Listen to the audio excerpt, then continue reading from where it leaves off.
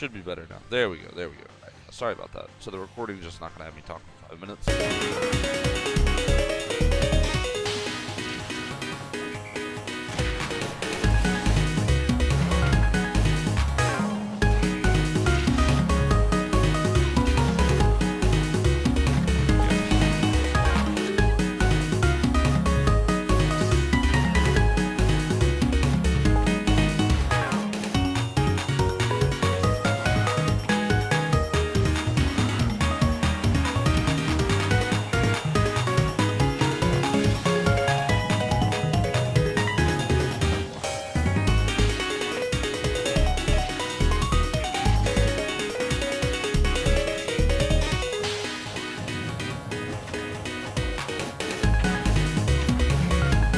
So for my aerials, if they're out, you're not going to beat them.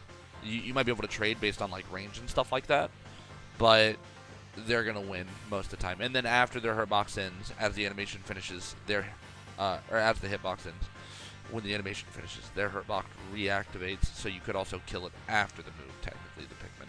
So on average, you know, for the aerial, for the smash attacks, you know, landing on something like a Nair is going to beat out my up smash in most cases. Now, I have some trickery to get around that with things like desyncs, you know, I parry things and all that, but it's very inconsistent because of the way they design this game and things like that. So it's not as cut and dry as I'd like it to be. But for the aerials, you're better off just trying to hit Olimar before he gets the attack up. But if you think I have time, you might need to maybe, like, let's say I'm all the way up at the top of the stage and I'm falling and you think I'm gonna dare, you could like jump up, bait out the dare, fast fall, and then catch me, right? You're a faster faller than me, you can get back to the ground fast enough. Because once that dare's out, you're going to have a hard time beating it. Flank to win through my up smash and then hit me. That's how you can beat the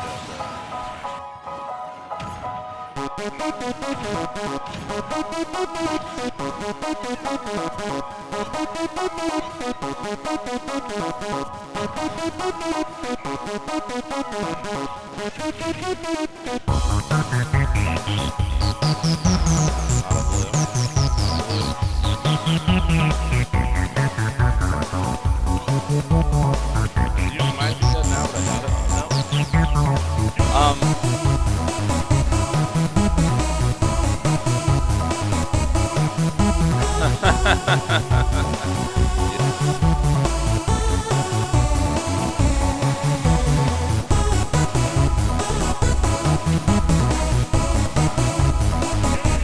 That's one of those games where I just had my 2 purples the entire game, and Olimar, when he has like almost like a totally different character, just the way he can pressure and then force you to play his game.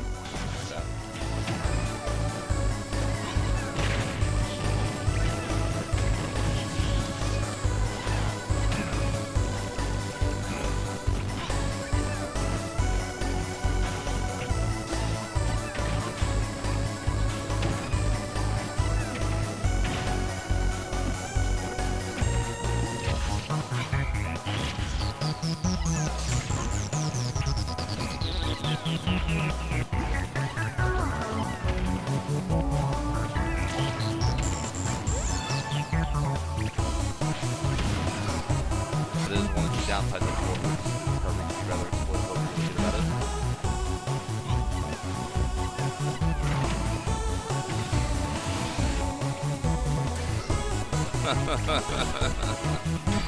It's okay. You'll learn. You'll learn. I think it's just so often people panic when they're in a spot like that. They don't always think about using resources.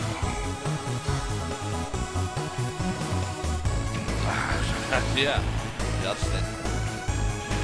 Oh, yeah, don't have a DI there.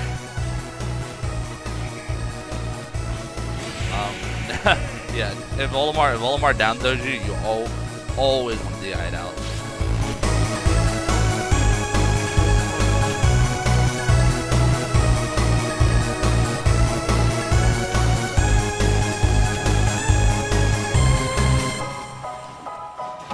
That's what I told you about those down airs. You know, they come down, you're not going to beat them. That was good.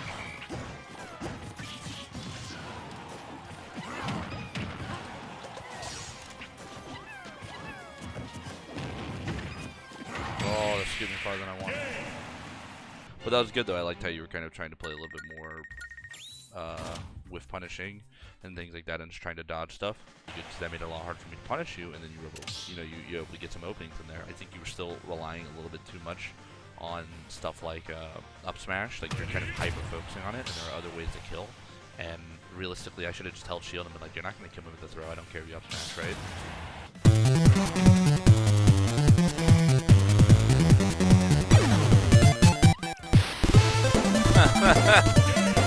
Look, you got your game, so I was like, all right, let's crank it up a notch. Gotta keep you on your toes. Can't let you get complacent last second.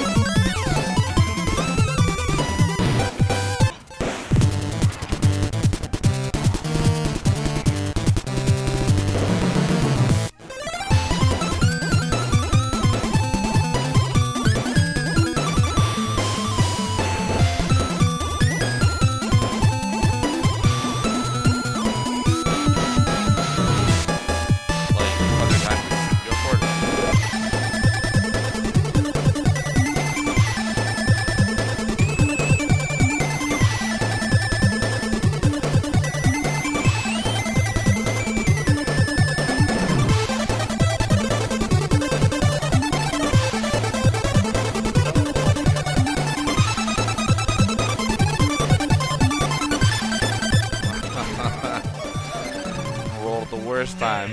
I knew once I got that blue, I was like, you're not gonna be ready for this.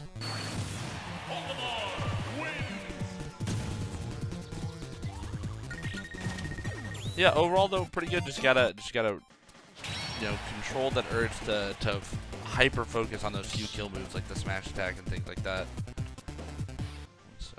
Is this not? Oh my gosh, did that really not do that? So I don't know, but I think my OBS messed up, and in this Discord call, it's not gonna have in the recording. It's not gonna have your voice, but it should have everything I'm saying after that 5-minute mark.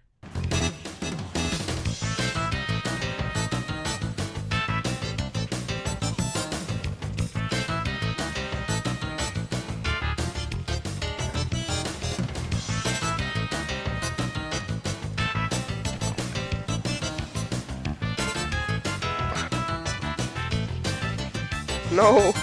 Okay.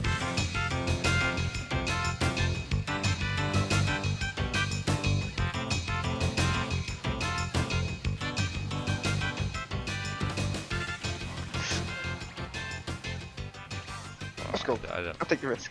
How was it? That was cutting a little close there.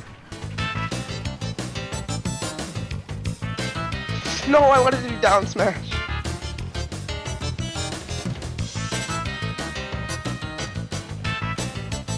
Oh god. Yeah. Oh yeah. Parry.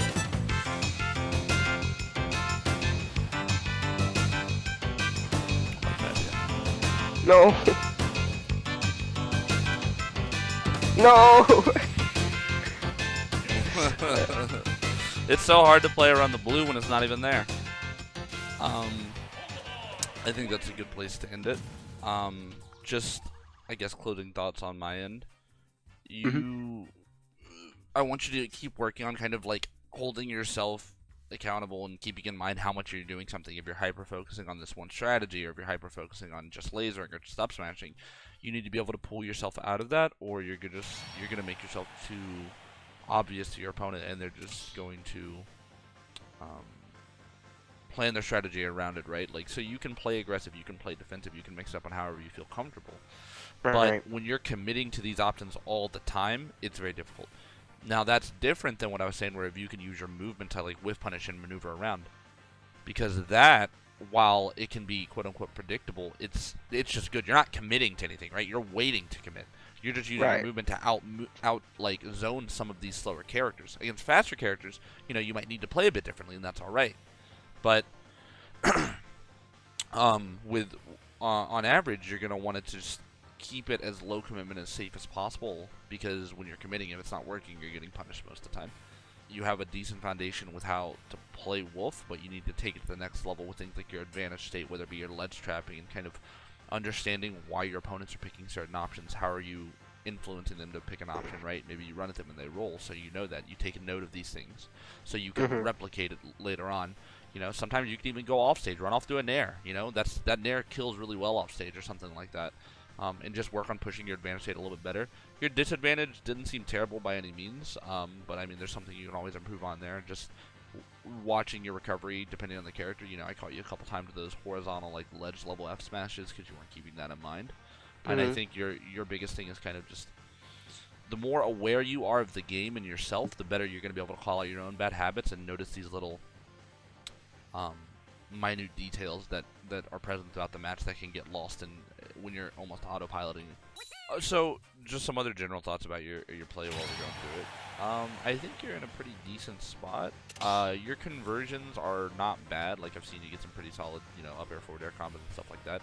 There's nothing crazy big. I think I also don't, you know, I think Wi-Fi might play a part on it, but just trying to, you know, make the most out of your advantage state in general. So if your combos are pretty good, there's other ways that you can improve upon it. I think your ledge trapping is rather poor. You know, you have like 3 different good moves that 2-frame. You have down tilt, F tilt, down smash. Those all 2-frame. I'm never hit by those from you. And even when I'm at the ledge, you know, you're letting me roll back on. You're letting me get up for free a lot of the time. Like, yeah, sometimes you'll catch me with a nair or something like that, and I don't care if you hit me with a nair unless I'm dead, right? But something like a smash or even a grab back up and back off stage could be really impactful. So I think you need to try and work more on that. You have that natural ability to do things, and now you're at a point where you just have to take the next step to, like, learn, hold yourself accountable, and develop a deeper understanding of the game and why options are being chosen by you and your opponent. Alrighty, if that is it, I think we have finished. Alrighty, hope this helped, man. If you ever have a question or something, you can always feel free to shoot me a DM, and I'll try to answer it for you. But yeah, have a nice day.